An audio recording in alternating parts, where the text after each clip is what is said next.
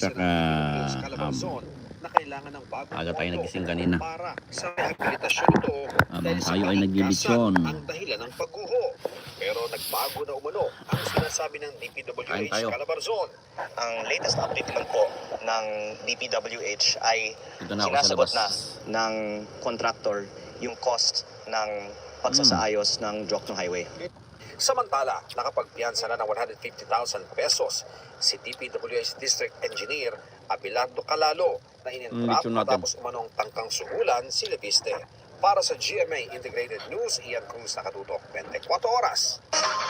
Naperwisyo rin ang biglang pagulan ng iba pang pangunahing kalsada sa Quezon City, agad ding bumaha sa Biluna Avenue. Walang makadaang mga sasakyan dyan. Nagmistulang ilog ang Biluna kung saan naligo ang ilang mga bata. Bumigat naman ang dali ng trapiko sa East Avenue. Kain. Sa Cubao naman, sinabayan ng kulog at kidlat ang malakas sa ulan. Bumaha rin sa bahagi ng EDSA Seminary salmon. Road sa Quezon City. Pahirapan ang pagtawid sa With bahagi mangga. ng Visayas Avenue sa Rumaragas ang baha. Gutter deep naman ang haba sa tapat ng isang mall. Meron sa tayong North EDSA. dalawang lechon ngayon.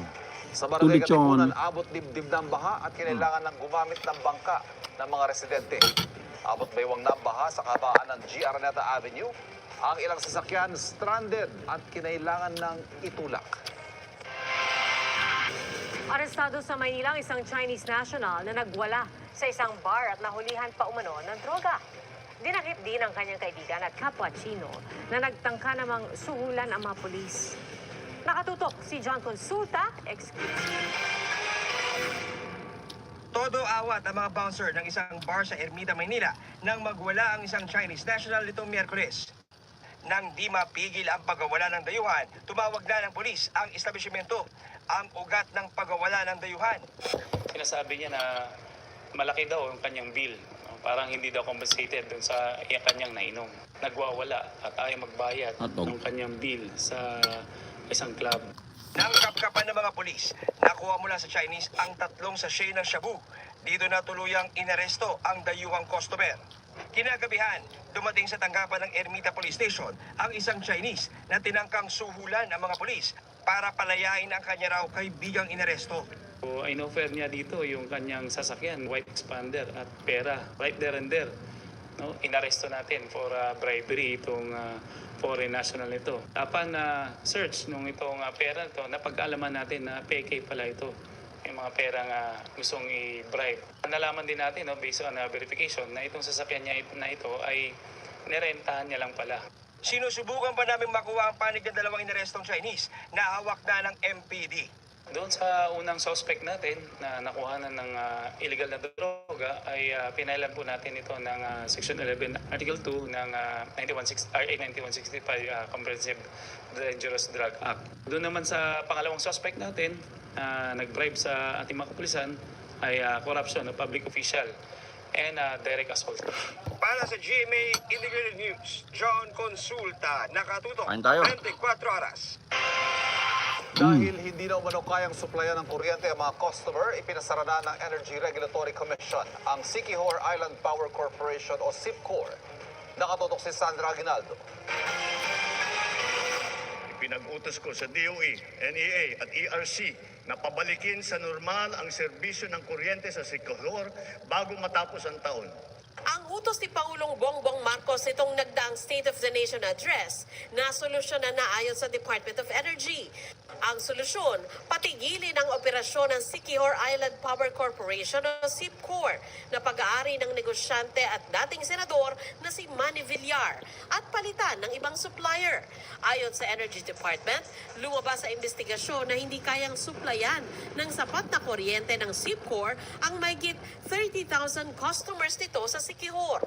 Following a NEA audit of SIPCOR's generating units ordered by the DOE, it was revealed that the consumers experienced a total of 568 power interruptions, averaging more than 31 outages per month. Everyday po, ibig sabihin, may outage po sa Siquijor. Despite being given sufficient opportunities to address their shortcomings, even at the expense of the government, SIPCOR, up to today, has failed to improve. Ang Energy Regulatory Commission o ERC ang naglabas ng closure order May sa araw pa rin. SIPCOR. Bagaman pwede pang iapila ng SIPCOR. Agaran ding sinalo ng kapalit nitong Total Power Inc. ang pagsusupply ng kuryente sa parehong presyo. Titingnan din daw ng DOE kung may dapat i-refund na pera sa consumer ang SIPCOR. Sa isang statement, sinabi ng SIPCOR na pinag-aaralan pa nila ang order at gagamitin ang maaaring legal na hakbang sa ilalim ng batas. Sinisiguro raw nila sa publiko na tutugunan nila ito ng responsable at re-resolbahin ito sa lalong madaling panahon. Ayon naman sa DOE, walang politika sa naging aksyon ng gobyerno sa SIPCOR. This is not a political action. This is not an... Kain. Ganda There ng was no due araw. process. Hindi po Sa to likod. biglaan. Para sa GMA Integrated News, Sandra Aguinaldo, nakatutok, 24 oras. Paikot-ikot muna sa himpapawid ang F-16 fighter jet na ito. Pero bigla itong bumulusok hanggang bumagsak sa lupa. Sumabog ang fighter jet at sumadsad sa runway. Ang eroplanong ito ng Air Force ng Poland. Nagsasanay para sa air show sa lugar bago nag-crash. Patay ang piloto nito at wala naman nasaktan sa mga nanonood sa paligid. Grounded muna ang mga F-16 ng Polish Air Force habang iniimbestigahan ang disgrasya. Kinansela na rin ang air show. Nasawi ang isang bata na mahulog sa kanal sa Taytay, Rizal. Nakunan po ng CCTV ang pagkahulog ng bata sa kanal noong Miyerkules at pahirapan ng paghahanap ng mga otoridad dahil sa malakas na ulan. Hanggang natagpuan na siyang wala ng buhay. Positibong kinilala ng pamilya ang bata at makikita rin ang mga sugat niya dulot ng pagkahulog. Hindi pa rin nagbibigay na payag ang pamilya at nagpaalala ang mga otoridad na kung hindi kinakailangan ay iwasan ng lumusong sa baha.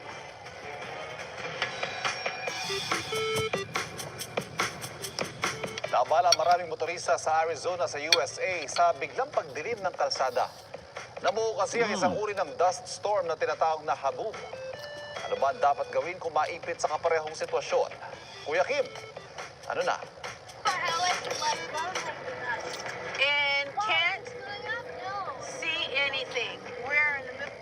Ang driver sa video ito, nahirapang magmaneho sa Pinal County sa Arizona, USA. Halos wala na kasi siyang matanaw sa kalsada dahil sa bumalot nitong makakapal na alikabok na kung tawagin, Yung kilawin ko, nilagyan ko ng mangga. habub. Ang habub, isang uri ng dust storm na karaniwang nararanasan tuwing monsoon season sa Southwest United States.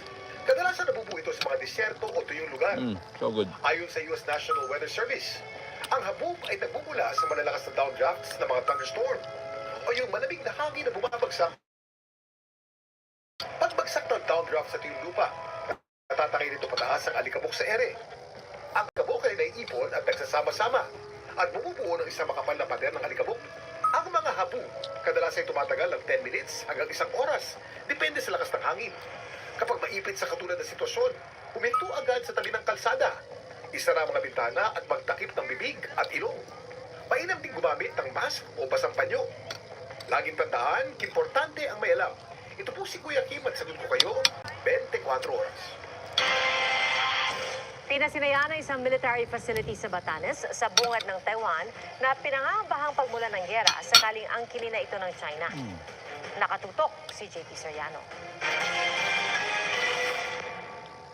Ito ang Forward Operating Base o FOB ng Pilipinas sa Mahatao, Batanes. Sa dulong hilaga ito ng Pilipinas na napakalapit lang sa Taiwan. Ang military facility na ito pwedeng maging temporary o semi-permanent installation para suportahan ang tactical military operations ng AFP. At sakaling mangyari ang pinangangambahang banta ng paglusob ng China sa Taiwan na itinuturing nilang probinsya, malaking tulong ang pasilidad para matiyak na masusundo ng ligtas ang mga Pilipino roon. And binanggit ng ating presidente na whatever happens in Taiwan, we will feel the impact of that. Bakit? We have almost 200,000 Filipinos doon. Nataon sa pagpapasinaya ng pasilidad ang pag-alma ng Chinese Foreign Ministry nang anilay pagbisita sa Pilipinas ng Foreign Minister ng Taiwan na tila pagbibigay sa kanila ng platapormang maisulong ang Taiwanese independence. Pero giit ng ating DFA, tumatalima ang Pilipinas sa One China policy at wala raw opisyal mula sa Taiwan na miyembro ng isang delegasyon ang kikilalanin ng Pilipinas. Habang nakaantabay ang Pilipinas sa tensyon sa pagitan ng Taiwan at China, tiniyak naman ng Malacanang na aktibong tinutugis ng National Security Council ang mga di-umano'y Chinese sleeper agents na sangkot umano sa mga paniniktik sa ating gobyerno at nagdadala ng matinding banta sa seguridad ng Pilipinas. We can assure the public that our security forces are actively monitoring and addressing these threats. The government does not take espionage lightly, and we act swiftly when credible intelligence is verified. Wala pang tugon ang Chinese Embassy sa Pilipinas kaugnay sa pahayag ng Malacanang. Para sa GMA Integrated News, JP Soriano, nakatutok 24 oras. Nakapasok na po ng Philippine Area of Responsibility ang low pressure area na binabantayan ng Pag-asa. Huli ang namataan kaninang hapon 520 kilometers sa silangan ng Giwan, Eastern Samar. Ayon sa Pag-asa, mababa ang tsansa nitong maging ganap na bagyo sa susunod na 24 oras, pero kahit hindi ito maging bagyo, ay asahan magdadala ito ng ulan lalo na sa eastern section ng Visayas at Mindanao. Gayon din sa eastern section ng Southern Luzon. Ang trough o extension naman ng LPA nagpapaulan ngayon sa eastern Visayas, pati na sa Caraga at Davao Region. Patuloy namang umiiral ang habagat sa malaking bahagi ng Visayas at Mindanao, pati na sa Mimaropa. Localized thunderstorms naman na nagpapaulan sa Metro Manila at ibang bahagi ng bansa. Sa rainfall forecast ng Metro Weather, posibleng light to heavy rains bukas sa malaking bahagi ng Luzon. Light to intense rains naman ang mararanasan sa Visayas at Mindanao mula tanghali. May chance rin makaranas ng light to heavy rains ang Metro Manila. Bigat na traffic ang dulot ng perwisyo ng biglang buhos ng thunderstorm sa Quezon City. Gaya na lang po sa EDSA. At nakatutok live si Von Aquino. Von, kamusta? Pia, sumikip ang daloy ng trapiko sa ilang lansangan dito sa Quezon City matapos nga ang pagbaha sa ilang lugar. Pasado alas 5 ng hapon, mabigat ang daloy ng trapiko sa north at southbound ng EDSA Kamuning. Bumagal din ang andar ng mga sasakyan pati sa mga kalsadang konektado sa EDSA katulad ng East Avenue. Pila rin ang mga sasakyan sa GMA Network Drive na isa rin sa mga daanan patungong EDSA. Sa Nia Road, unahan ang mga stranded commuters sa pagsakay sa mga bus. Tulad ng stroke survivor na si Amorsolo Capuyan na 3 oras na raw naghihintay na masasakyan na bus. Habang ang empleyadong si Aida Balbero 2 oras nang naghihintay. Binahari ng loob ng UP Diliman, Quezon City. Umabot ito hanggang baywang na baha.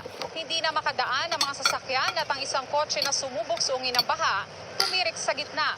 Ang ibang sasakyan nagmaniobra na para humanap ng ibang daan. Pia, sa mga oras na ito ay lumuwag na yung daloy ng trapiko sa Timog Avenue at East Avenue. Pero pagdating dito sa southbound lane ng EDSA Kamuning ay mabigat na naman yung daloy ng trapiko hanggang makarating ng Cubao. Pia? So Von, sa mga sandaling ito hanggat maaari, kailangan pa bang umiwas pa rin sa EDSA or meron pa bang, ano pa ba yung mga alternatibong pwedeng daanan? Yung northbound lane naman ng EDSA, Pia, medyo maluwag na ngayon, no? So, ito na lang southbound, yung medyo mabigat yung daloy ng trapiko. So, kung merong ibang alternatibo na madadaanan yung mga kapuso natin na bumabiyahe ngayon, naiwasan na lang po nila itong southbound lane, itong EDSA mula Kamuning hanggang Cubao. Pia? Alright, maraming salamat, Von Aquino.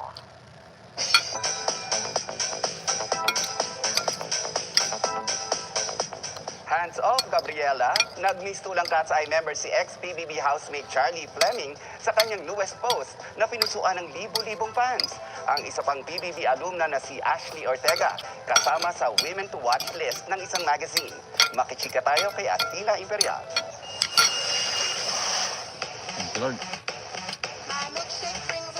Viral si PBB Celebrity Collab Edition housemate Charlie Fleming sa kanyang recent social media post na para bang newest member ng girl group na Cat's Eye. The cute little dance, which is the throwback din with the milkshake song. It was really iconic. Kaya I did a little remake with little cute denim outfits. And yeah. Ang IG post, may libo-libo ng shares and likes.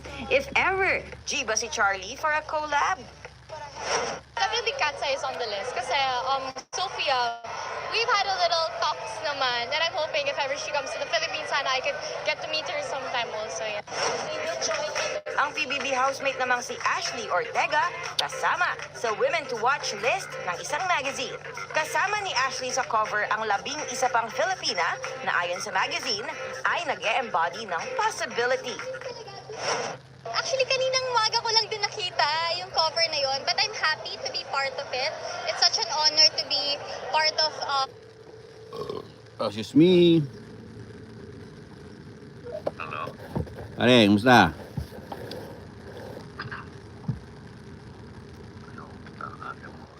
Oh, alas 2 ako basta Sabado, alas 2 umaga. Lilitsyon ako eh. Oo. Yan talaga pare. Anong balita? Nang? Groom? Sabi ko sa'yo eh. I told you, ikaw kasi pipili-pili ka pa eh. Carson ka na. Yung RV doon, rentahan mo, 200. Yung RV, sabihin mo kay, kay paring Ron. Ano bang gamit mo? Wala ka namang. I-dispose mo na kasi hindi naman kailangan yan eh. Ikaw lang mag-isa eh.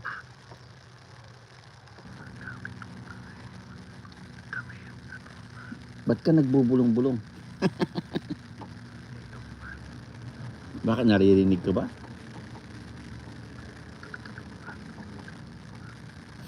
Parang may natutulog ka pa rin. Dapat tumatayo ka na. Ganitong meron ako nakita mga mobile hiring sila, mobile phlebotomist.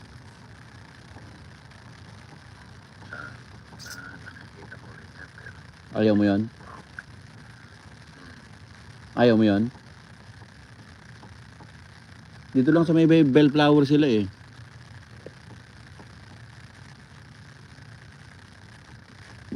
Nakita mo? I think i-chat mo si Chat GPT.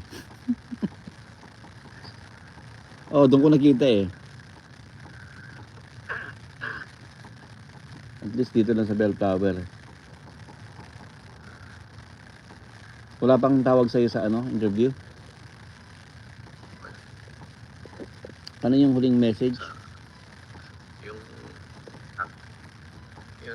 talent acquisition. Anong sabi eksakto? Tatawag, di ba may weekend? Oo nga, Yeah.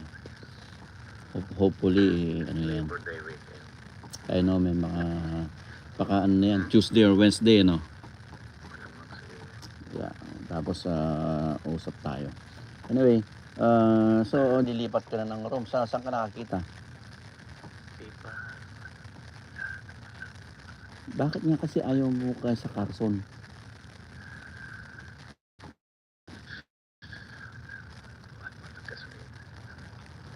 Dito kaya kay Christy, yung Bellflower, kung ipapak niya yung room niya.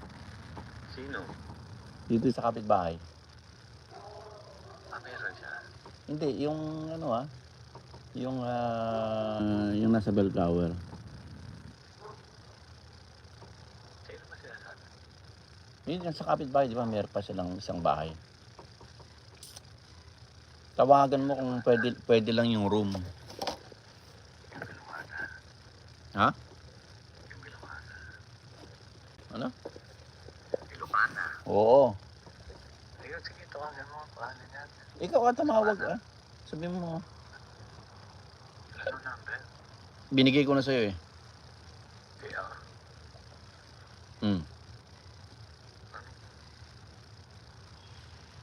Magkano bang budget mo sa room? Sa tingin mo?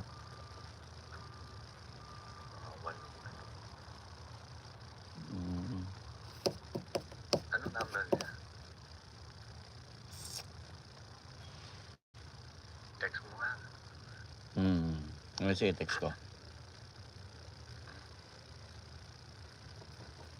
Ano pa ba?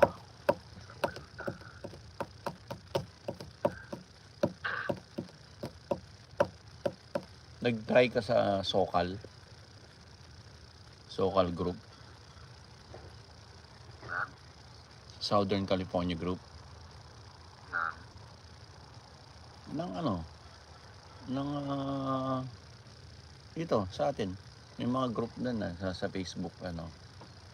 May group doon, magta-type ka lang doon tapos magtatanong ka dapat active ka sa mga ganyan.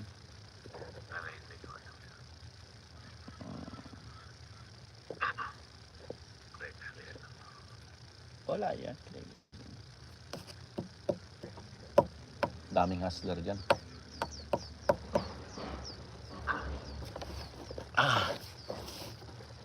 Bakit? Nalalayuan ka ba sa Carson? Parang hindi ako nalalayuan, Brad.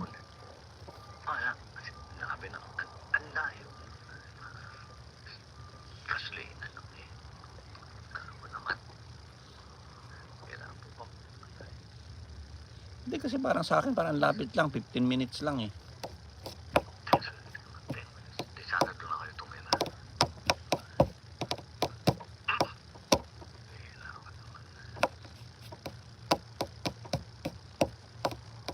Hanggang kailan ka dyan?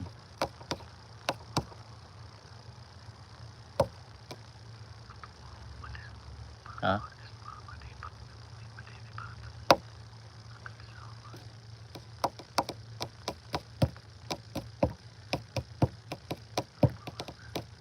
Tangina, hindi ka na marinig.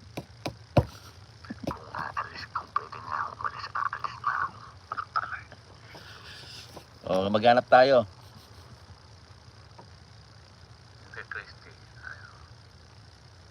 Tasty? Napatawa lang kita, Brad. kasi tunog tasty kasi. Sige, tawagan natin.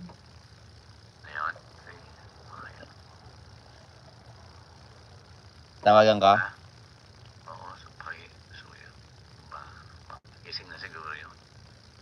Oo, ang mga Ilocano, alas 2 pa lang gising na eh.